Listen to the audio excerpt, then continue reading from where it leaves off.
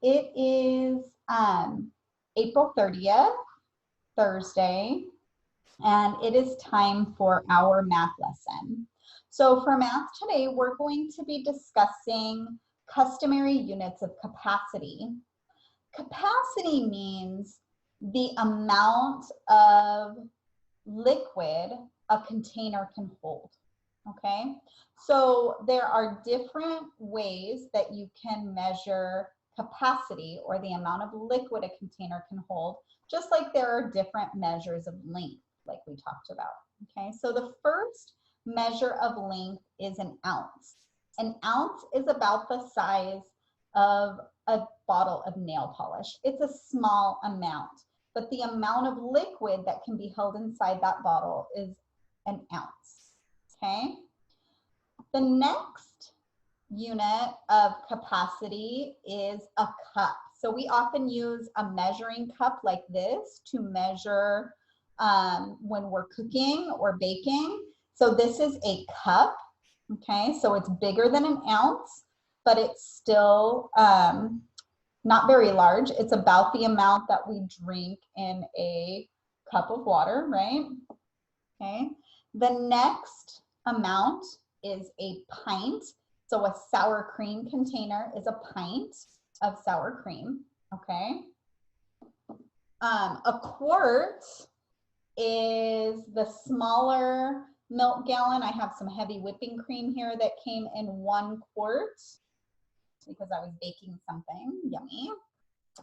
And then, of course, there is a gallon of milk, right? So that's the big unit of capacity, is a gallon. Okay, so we're going to talk about these different units of capacity today, and I am going to show you how we use those. Okay, so I'm going to share my screen here and show you our book. Today we're going to be working out of page 709 to 712, okay? So units of capacity. So the amount of liquid a container can hold is its capacity. Different containers measure different capacities. So we have 1 fluid ounce here, we have 1 cup, we have 1 pint, we have 1 quart, and we have 1 gallon, like I showed you from my refrigerator, right? All right, so let's take a look at how we would use this in mathematics, okay? Example 1. Jorge is filling an aquarium. Which container should Jorge use to fill his aquarium most quickly? So he could use any of these, and he could get water and then he could go and pour it in, right? But which one would he use to pour most quickly?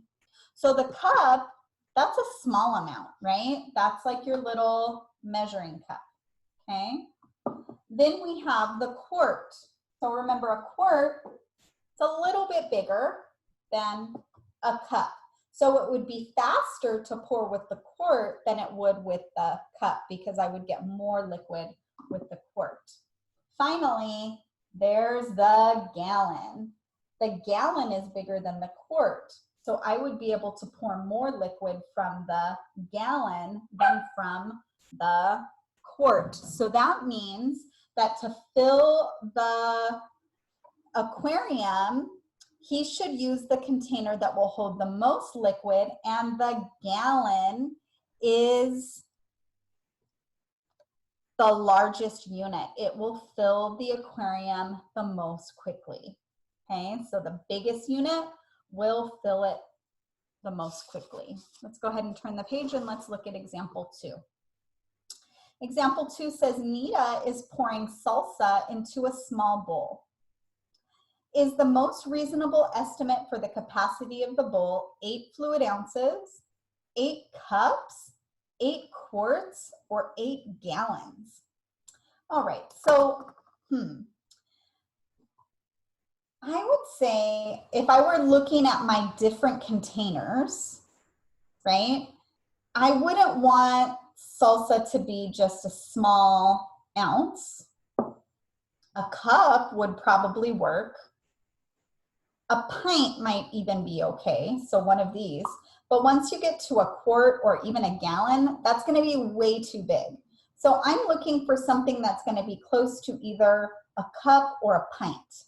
Okay, so let's look at the examples again. 8 fluid ounces. So if I were to take 8 of these, right? 8 ounces is actually equal to 1 cup. Okay, so that seems like a reasonable amount. 8 cups, that would be a lot of salsa. I think that's too much. 8 quarts would be huge, and 8 gallons would be huge for salsa. So 8 ounces is the most reasonable. So I'm gonna put 8 fluid ounces. FLOZ stands for fluid ounces. Okay. Guided practice. Choose the most reasonable estimate for each capacity. So here I have a fish bowl, right? And it's not a large fish bowl, it's for a goldfish.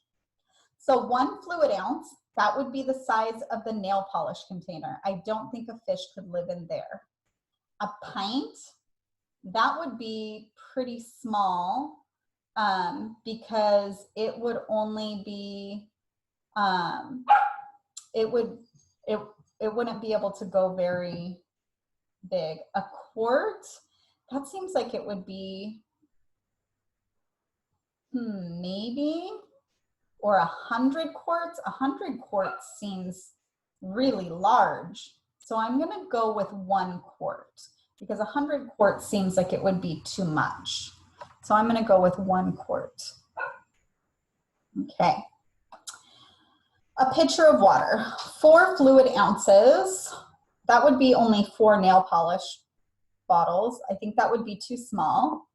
10 cups, that would be 10 of these, which we usually drink about 1 to 2 cups when we drink something. So that would be like 5 glasses of water. That seems reasonable.